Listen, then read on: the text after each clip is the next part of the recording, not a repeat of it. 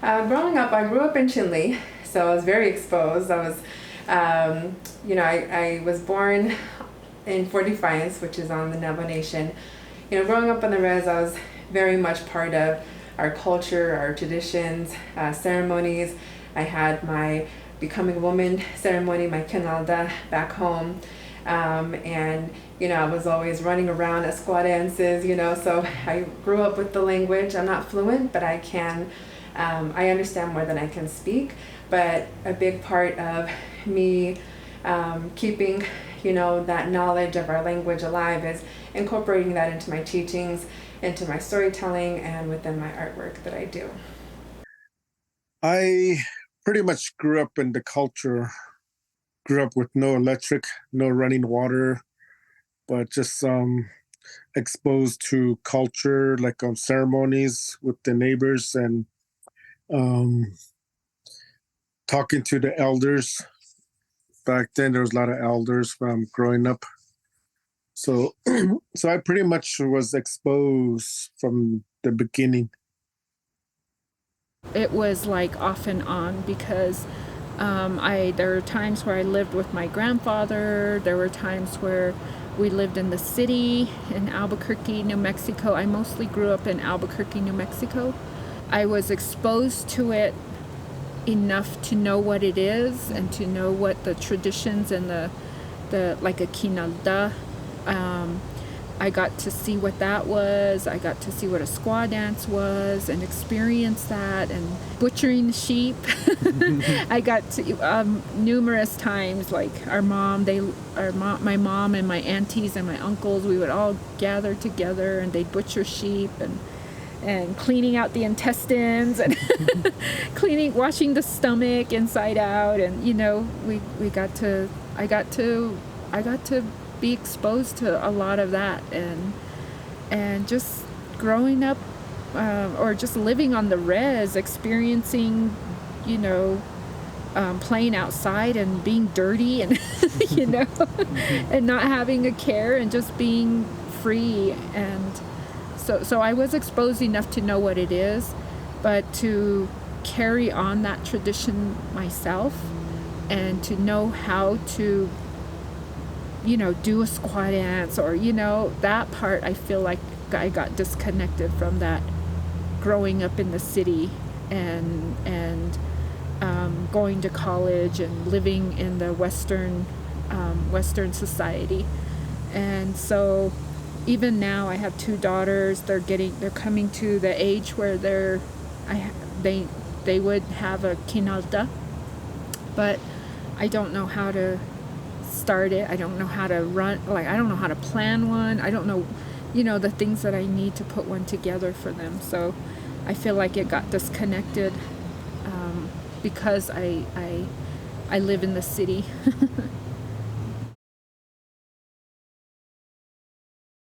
There were a lot, and there still are, even as an adult.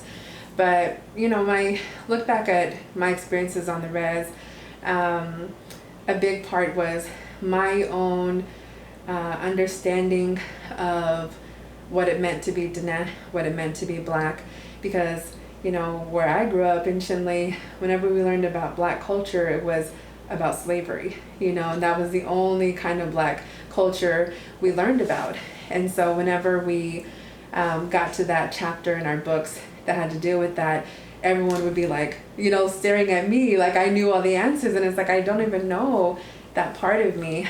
And so there was a major disconnect, and because I was bullied for my big hair and darker skin, there was a part of me that I just never embraced, as a child and a young adult.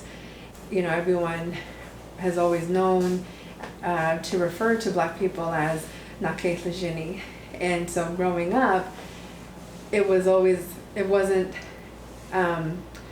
the full term was never really used. A lot of people just took the Jini part and used that, and it was a very derogatory feeling, to have somebody call you that and make fun of you. And so I recently had a really good connection with other individuals who are also Black and Diné, and we had a webinar, and so we were able to get together and just educate the community about what that term means. And we had a Hatathi come in and talk about, the beauty of Black representation in Diné culture. And so it was a really great experience, but even through that, people were attending and were like, well, I'm still going to call you Jenny, just because it's like they didn't think that it was okay to change the Navajo language, which we aren't doing, I should say. And even as an artist, a lot of times when I create paintings, people will question, if I am Native, if I am Diné, and I've had experiences with other Indigenous artists that were really negative experiences, and unfortunately created a lot of tension, and then finding out that a big part of it was the fact that I was Black, and and that's what was the issue with us collaborating. And so it hurt to find that out, but at the same time, it's something that I've been able to heal from ever since I was a kid. And so that's why I have pieces that are dedicated to individuals like myself. So I have a collection that I created, it's called Navajos with Afros. And it's all about embracing, both of the cultures. And it's not that, Diné is greater than being Black, or Black is greater than, it's not about that. It's the beautiful combination of both, and how you celebrate, being of two powerful cultures. Just yesterday we had 2 young teenagers come in, and they're both, Black and Navajo, and they bought one of my stickers. It's called it's Ed with Afro Puffs. And they were so excited, and it really looks like one of the girls, and that's what makes me happy, because it's like that's what it's about. It's for people who can look at my art and make a connection to it, because you don't see a lot of us represented in art. So, as an artist, I'm like, oh, that's my job. That's what I gotta do. That's awesome. Thanks. I guess, like I said, growing up, we didn't have no electric, we didn't have no running water, we didn't have transportation. We had transportation, but not as a permanent one.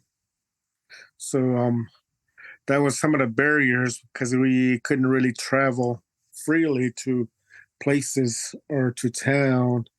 We had to hitchhike or ask our neighbors for rides. Another barrier is probably alcoholics. Growing up in an alcoholic home, and the community, there was a lot of alcoholism that happened in the community. So I guess that was one of the barriers to really getting what I need. The barriers that I faced all the way from growing up, it started off with alcoholism in our family, alcoholism with my parents and my mom. I didn't grow up with my dad. I barely know my dad, my biological dad, and I grew up with my mom and her husband battling alcoholism, but to this day still struggling and still just cannot let go of the bottle. So that was one of the barriers. I grew up in poverty. We had no money. We had hand-me-down clothes. We had, we lived in the city, so there was 7 of us living in a 1-bedroom apartment. And so I grew up in poverty, not having enough money. Like, I wanted to join all these school clubs and stuff like that, but they costed money, and I couldn't. And so, and then as I got older, I as a teenager and through my young adulthood and even into my middle age, I suffered the barriers of depression and anxiety. And even though I was doing all these, trying to make my life better, I still would fall into like a depressive state where it was really hard. And then I met, the fathers of my 3 kids, but they had their own alcoholism and their own problems, and so I another barrier was domestic violence that I had to endure and kind of just fight my way through that. And then because I didn't want that kind of life for myself or my children, I got away from the fathers and the domestic violence. But then there I was. Another barrier is being a single parent and having to have a job and find daycare and go to school and try to make sure we have a roof over our head and try to have food in our refrigerator, and also going to school in colleges that are designed for Western thought, Westernized thinking, and trying to adapt to the Western culture and trying to speak English well enough so that my peers would accept me, feeling accepted, but yet still feeling like an outsider, and the barriers of that was like not feeling confident in my self-confidence in a westernized world.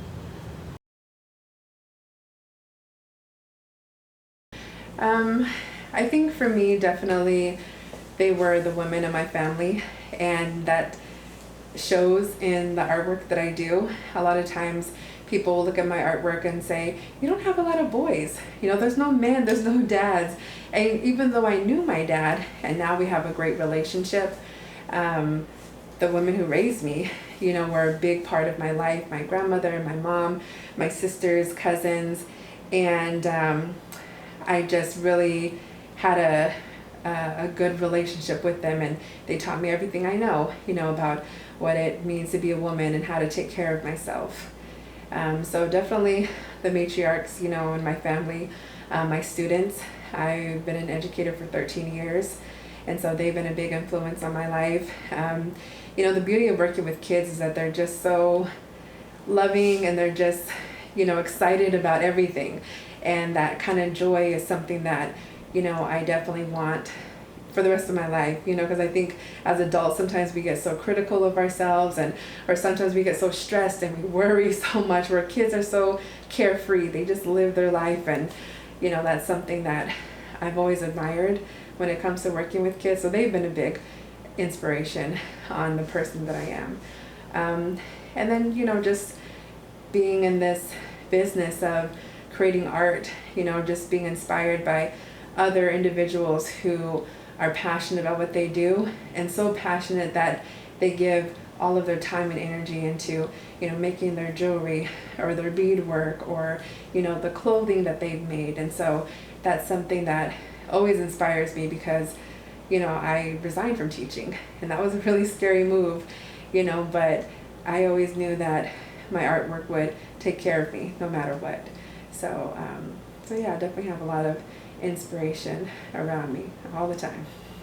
My dad is probably my main one, because even though he had that tough situation through his life, he always had a good teaching, and made me open up my eyes and made me think about things, and how not to take his footsteps.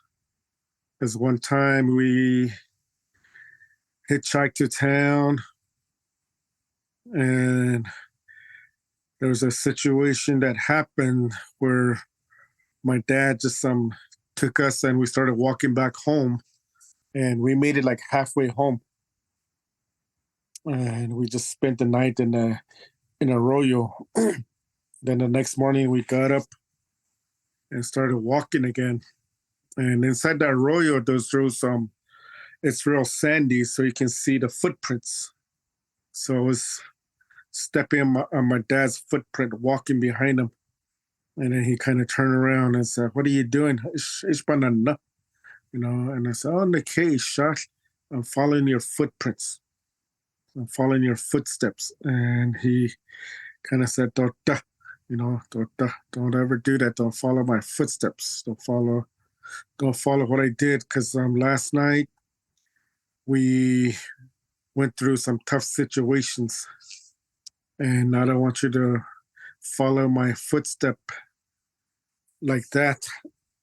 So he said, just walk beside me, and I'm gonna show you. He said, I'm gonna show you um, the right way to follow your life. But he said these are some things that you're gonna come across, and the way that uh, the things that I put you through last night is not what I want you to follow. Said you need to look up look at other people that are successful, that are more like a leadership position. Listen to them and see how they got there. And but for me, I'm gonna teach you about things not to do. So so that was one of the good teachings that I will always remember him telling me. So My family, my cousins, we all were close. And, the three of them, I remember being little and I remember looking up to them. And I would see them, when I was in kindergarten, they were in the same boarding school that I was. And I would, like, every time I would see them in passing, I really looked up to them, and it made me feel a lot of comfort. And so as I grew up, Jennifer was like the disciplinarian, and she was the one that said, you got to stay in school, do good in school. And she always had all the right teachings as far as making our life better. And she would always teach me, you don't have to be like your parents. You don't have to drink. You don't have to do drugs. You don't do that. Don't pick that up. Don't do that. And so she would tell us that, or tell me that. And she would do things and say things and lecture me and teach me to keep me on the right track. She was very instrumental. My aunties were very instrumental. Susie, my late auntie Susie, was there. Every time I would see her, and she would always say, "Come on, Esther, do you want to come with us?" And I felt safe with her, and because they weren't violent and stuff like that. And so she taught me a lot, and she taught me to make a better life for myself. And then Sam too, I remember after he graduated from high school, he went to college, and he went to Haskell University. And that when we went to go pick him up from Haskell, that showed me wow, this is college life. Oh, this is what I want for myself. They always showed me what I wanted for myself. Jennifer taught me with her words. Sam taught me with his just living his life and showing that we can go to college. His actions. And then Seibert, he just brought joy to my life. He was always funny. And there were times where we would just be driving along the road and we would tell stories. He would tell me stories. And he always gave me hope for the future. He always told me, when you get older, you can have my car, or you can, he always gave me that hope for the future. And so, the three of them were very, very instrumental as I was growing up. And their words, their teachings of don't drink, don't smoke, don't do drugs, go to school, go to college, and hope for the future, all of that made me feel like I want to show my younger siblings. I want to show them that we don't have to live this life. And so they were instrumental in that, and they really just, their love and care really helped me through the trauma that I was going through when I was growing up, when I was little.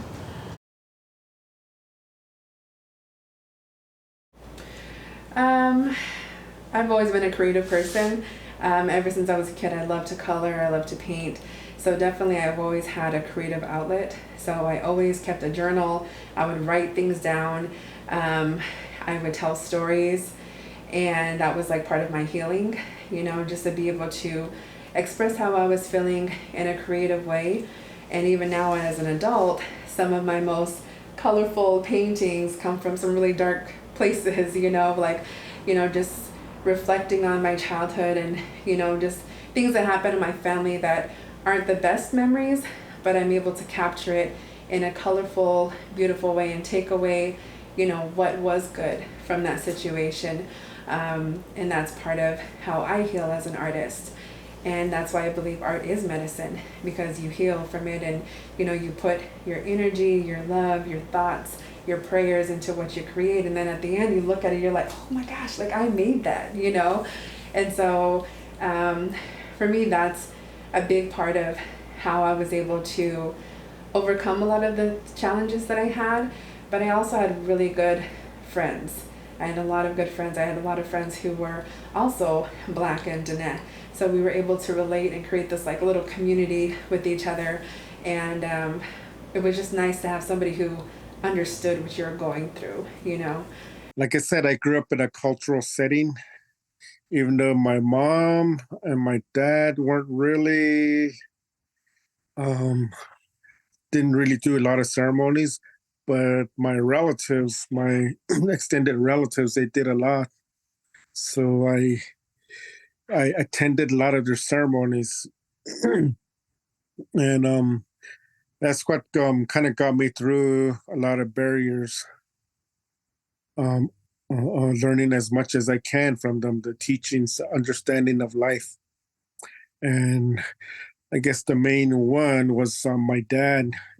Even though he had some tough situations growing up, he always had teachings. He always pushed me to do my best. He always taught me that in the future you're gonna come across these kind of situations where people are gonna say negative things to you because of the family situation. So he told me to really pick up the teachings from the elders and what they teach you, learn the songs, learn the prayers, because that's what's going to help you to overcome these barriers and some obstacles that come in your life. So there were connections from teachers, from counselors, from even people from like the church near our apartment. They would come over and they would help me and pray with me. And then when I became a young adult, I wanted to know more. I wanted to go to Medicine Men to whenever I felt depressed or whenever I needed strength. And Jennifer was always there calling up the Medicine Men for me, and Sam was always there taking me to the Medicine Men he knew and really helping me with my inner strength. Those are the things that really helped me get through. And then also my kids and my sisters and my brothers, they are the ones that I said, I want to show them a better life. They can go to college too. And so I always said that to myself, and I would talk to them, and I had to live by example, So that's what helped me to get through those barriers. And the government was always a help. And then I got scholarships that helped me get through school, to help me overcome the financial barriers, and even just family. My aunties, and my Auntie Marie, she would, every time I call, she'd say, Yat Yeje, and she would, which is hello, my baby, and it just gave me comfort. And then my mom too. My mom, even though she had all her struggles, she gave me the permission to ask people for help. She knew that they were alcoholics, but she would say, Esther, go to your counselor and tell them what we're doing. They can help you. There was abuse that I was going through when I was little, growing up. And that permission saved my life. And even when I was gonna graduate from high school, I had applied to the University of New Mexico, and there they sent me an acceptance letter, and I was like, no, I don't think I can go. I don't have any money. But my mom, she was like, just do it, Esther, just do it. You can even if you have to get loans, just go to college. She told me, and so I did. And so when I graduated in 2020, I said, thank you, Mom, for really pushing me to go to college and taking that step to find a way to start college, you know? And my kids too. My kids always gave me hope. My kids always, I always thought I need to provide a better future for them. Their dads weren't around, and so the only way I could do that, it had to be me. It had to be me to provide them a good home. And the only way I can do that is to make sure I finish college and get a good job so that I could break those barriers for them. Yeah.